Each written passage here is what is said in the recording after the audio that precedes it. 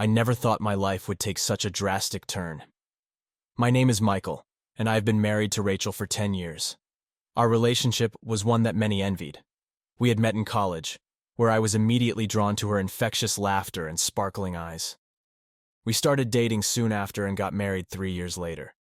We had a decent life, a comfortable home, stable jobs, and 2 wonderful children, Emily and Jacob, who were the center of our world. Everything seemed perfect until a few months ago. Rachel started working late more frequently and seemed distant even when she was home.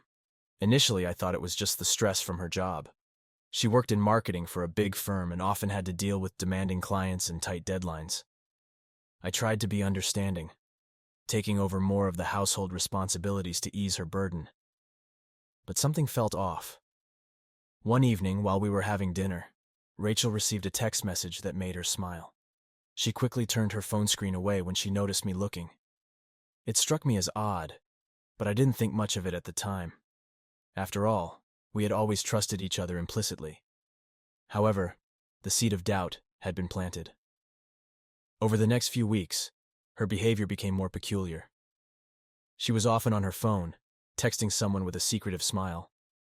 She started dressing more carefully, wearing clothes I hadn't seen before, and putting on perfume even when she claimed she was just running errands. She also became more protective of her phone, setting a new passcode and never leaving it unattended. My suspicions grew, but I still tried to push them aside. I didn't want to believe that Rachel, my Rachel, could be hiding something from me. I confided in my friend Paul, who had been through a similar situation with his ex-wife. He advised me to trust my instincts, but to gather proof before jumping to conclusions. I decided to follow his advice, though it felt wrong to spy on my wife. One night, Rachel announced that she had a work trip coming up. She seemed excited about it, more than usual. My heart sank, but I put on a brave face and wished her a good trip. The next day, as she packed her bags, I noticed she was taking her best lingerie, the ones she usually reserved for special occasions. It felt like a punch to the gut, but I said nothing. After she left, I found myself in our bedroom, staring at her side of the closet. Memories of our life together flooded my mind, and I felt a deep sense of loss. I decided then that I needed to know the truth, no matter how much it hurt. I couldn't live in this limbo of doubt and suspicion. I started by checking her computer. Rachel was meticulous about logging out of her accounts, but she had forgotten to clear her browsing history. There were searches for romantic getaways and best places to meet in secret. My heart pounded as I clicked through the links, each one confirming my worst fears. Next, I checked her social media. Rachel had always been active on Facebook and Instagram, but recently, her posts had been more generic, with fewer personal details. However, I noticed she had a lot of private messages with someone named Mark. I didn't recognize the name, but the frequency and timing of their messages raised alarm bells. Determined to get to the bottom of this, I decided to install a GPS tracker on her car and a monitoring app on her phone. It was an extreme measure, one that made me feel like I was betraying her trust, but I needed answers. I felt sick to my stomach as I set everything up, but I was driven by the need to uncover the truth. For the next few days, I monitored her activities closely. Rachel's movements were erratic, and her messages with Mark became more frequent and intimate. They talked about meeting up, reminisced about their previous encounters, and expressed feelings that should have been reserved for our marriage. The evidence was overwhelming, and I felt my world crumble around me. I knew I had to confront Rachel, but I wanted to do it in a way that left no room for denial. I decided to wait until her return from the trip, hoping that I could catch her off guard and get the full truth out of her. The waiting was agonizing, but I steeled myself for the confrontation. My life, our life, would never be the same again. Rachel's trip stretched on, each day an excruciating weight filled with mounting dread and fury. I tried to keep up a semblance of normalcy for Emily and Jacob's sake, but inside, I was a storm of emotions. When she finally returned, she seemed almost glowing with happiness, an ironic twist of the knife considering the burden of evidence I had amassed against her. "Hey, Michael. I missed you," she said, with a radiant smile, hugging me tightly. The familiar scent of her perfume, once a comfort, now only stoked my anger. "Missed you too," I replied, my voice steady but detached. I had to be careful, not wanting to tip her off until I was ready to confront her fully. That night, as she showered, I retrieved her phone from her bag. My hands trembled as I entered the passcode I had deduced from watching her enter it earlier. Her messages with Mark were still there, more damning than ever. They had shared intimate photos, plans for future meetings, and words of love. It was clear this wasn't just a fling. It was a full-blown affair. I snapped pictures of the messages with my own phone, ensuring I had irrefutable proof. I felt like a detective gathering evidence, but this was no mere case. This was my life unraveling before my eyes. My heart ached with betrayal, yet my resolve hardened. I couldn't let this go unanswered. The next day, I decided to follow her. She had mentioned meeting a friend for lunch, but I suspected it was another rendezvous with Mark. I took a day off work, telling her I wasn't feeling well. She didn't seem particularly concerned, a small mercy as it allowed me to move about unnoticed. I followed her car through the city, maintaining a careful distance. My heart raced with each turn, each stoplight. Finally, she pulled into the parking lot of a small upscale restaurant. I watched as she got out and was greeted by a man I recognized from the photos. Mark. They embraced, kissed passionately, and walked inside, arm in arm.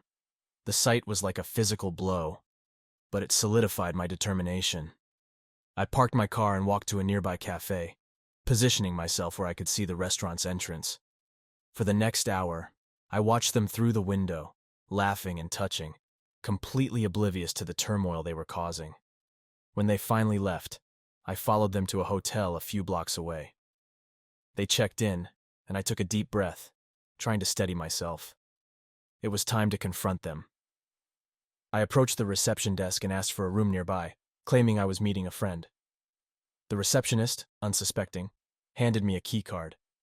My hands shook as I stood outside their door. I could hear muffled laughter and conversation from inside. Gathering every ounce of courage, I knocked firmly. There was a brief silence before the door opened a crack, and Rachel's face appeared. Her eyes widened in shock when she saw me.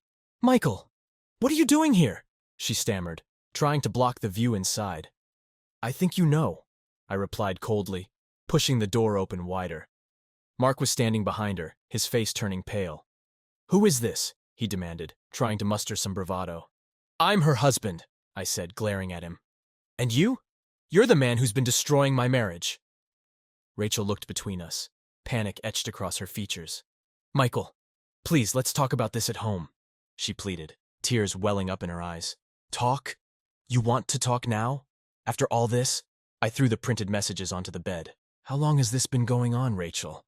How long have you been lying to me?" Mark stepped forward, trying to defend himself. "Look, man, this isn't what it looks like." "Shut up!"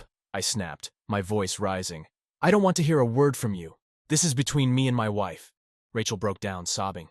"It started a year ago. I was lonely, Michael. You were always busy, always working. I needed someone." "So you found someone to cheat on me with?" I said, my voice trembling with anger. "You could have talked to me, Rachel. We could have worked through this. But you chose to betray me instead." She reached out, but I stepped back. "Don't," I said, my voice firm. "You made your choice, and now you have to live with the consequences." I turned and walked out, the weight of her betrayal crashing down on me. As I drove home, my mind raced with the next steps. I needed to protect my children, my sanity, and whatever dignity I had left. Rachel's tears and excuses meant nothing now. The path ahead was clear, though it was lined with pain and difficult decisions. Back home, I sought solace in the familiar sounds of my children playing. Their laughter was a stark contrast to the chaos in my mind. I knew I had to shield them from this mess as much as possible. The next few days were a blur of legal consultations and sleepless nights. I hired a lawyer, explaining the situation in detail. She was sympathetic but direct, laying out my options and the likely outcomes. "You have a strong case for divorce on grounds of adultery," she said. "We can aim for full custody, given the circumstances. But be prepared. This will be a tough battle." The days turned into weeks as we gathered evidence and prepared for the inevitable confrontation. Rachel tried to mend things, pleading for forgiveness and promising change. But her words rang hollow. The trust had been shattered, and there was no way to piece it back together. One evening, I decided it was time to confront her properly. I sat her down in the living room after putting the kids to bed. She looked nervous, knowing this conversation was long overdue. "Rachel, I can't do this anymore," I began, my voice steady but strained. I've spoken to a lawyer. I'm filing for divorce and seeking full custody of Emily and Jacob. Her eyes filled with tears, but I couldn't let myself be swayed. Please, Michael, don't do this. We can work through this. I made a mistake, but I love you. I love our family. Love? I scoffed. You call this love? Sneaking around with another man, lying to my face, putting our family at risk? That's not love, Rachel. That's betrayal. She sobbed, trying to reach for my hand, but I pulled away. You need to move out, I said firmly. I'll take care of the kids until the court decides. They don't need to see us like this. Rachel nodded, defeated. Where will I go? She whispered. That's your problem, I replied coldly. You made this mess. You figure it out. The next few days were a whirlwind of arrangements. Rachel moved in with a friend, and I explained the situation to the kids as best I could. They were confused and hurt, but I reassured them that I was there for them, no matter what. Meanwhile, I began planning my revenge. It wasn't enough to just end the marriage. I needed to make sure Rachel and Mark felt the full weight of their actions. I hired a private investigator to gather more dirt on Mark. It turned out he was married too, with 2 kids of his own. The hypocrisy was staggering. With the information I had, I contacted Mark's wife, Sheila. I met her at a coffee shop, feeling a pang of guilt for the pain I was about to inflict, but knowing it was necessary. Sheila, I'm sorry to bring this to you, I began, handing her the evidence. But your husband has been having an affair with my wife. She looked through the photos and messages, her face growing pale. I had no idea, she whispered, tears welling up. Thank you for telling me. We agreed to coordinate our actions, ensuring that Mark and Rachel couldn't weasel their way out of the consequences. Sheila filed for divorce the next day, and I followed suit, serving Rachel the papers while the kids were at school. Rachel's reaction was a mix of shock and resignation. I guess this is it then, she said quietly, looking at the documents. Yes, I replied. This is the end of us. But it's the beginning of something better for me and the kids. The court proceedings were grueling, but the evidence was overwhelming. I was granted full custody, and Rachel's visitation rights were limited. She was devastated, but there was no one to blame but herself. With the divorce finalized, I focused on rebuilding my life. The kids needed stability, and I was determined to provide it. We moved to a new house, a fresh start for all of us. The pain of Rachel's betrayal lingered, but it no longer defined me. I threw myself into my work and hobbies, finding solace in the routine and the support of friends and family. Emily and Jacob adjusted surprisingly well, their resilience a source of strength for me. We established new traditions, creating happy memories that overshadowed the past. One evening, while helping Emily with her homework, she looked up at me with a serious expression. Dad, are you happy now? She asked. I smiled, ruffling her hair. Yes, sweetheart, I am, and we're going to be just fine. Over time, I started dating again, cautiously opening my heart to the possibility of love. I met Anna at a mutual friend's party, and we hit it off immediately. She was kind, understanding, and patient, qualities that were a balm to my wounded heart. Anna and I took things slow, ensuring that Emily and Jacob were comfortable with the new dynamic. She quickly won them over with her warmth and genuine affection. Our relationship blossomed, built on trust and mutual respect. Looking back, I realized that Rachel's betrayal, while devastating, had pushed me to reevaluate my life and priorities. It forced me to confront my own flaws and grow stronger. I found a new sense of self-worth and happiness, one that wasn't dependent on anyone else's life, wasn't perfect, but it was real, and it was mine. I had faced betrayal and come out the other side, scarred but not broken. The future was uncertain, but I was ready to face it with hope and resilience, knowing that I could handle whatever came my way. In the end, Rachel's affair didn't destroy me. It redefined me. It taught me the value of trust, the importance of communication, and the strength of the human spirit. And as I looked into Anna's eyes, I knew that love, real and untainted, was still possible. I was ready for this new chapter, embracing it with open arms and a hopeful heart.